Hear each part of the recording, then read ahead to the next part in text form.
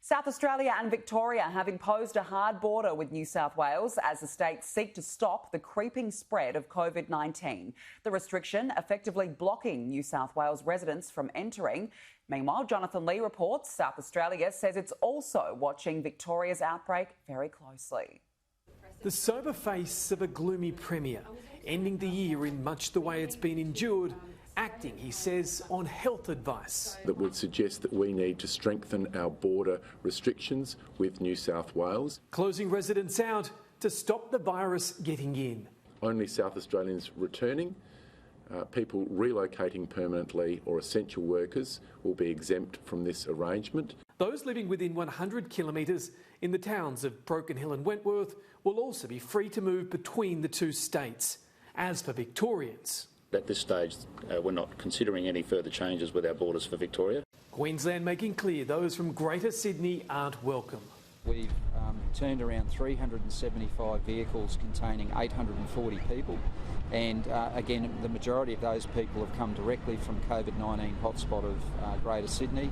Those arriving are being asked to go to once unimaginable lengths to prove where they've been. People are giving us stories about being outside that Greater Sydney area for a period of time, and then when police question them further, they get a little bit evasive in their answers, and they're unable to provide receipts, any photographs of where they've been in that 14-day period. In New South Wales, even former Prime Minister Tony Abbott was investigated after Senator and former New South Wales Premier Christina Keneally suggested he'd broken public health orders while cycling on the northern beaches where he lives. Police responded to that, spoke to the former Prime Minister and formed the view that he was not in breach of the health order as it applied at that time. But you need to apply some common sense here. Many are questioning the common sense and inconsistencies of our two most populous states.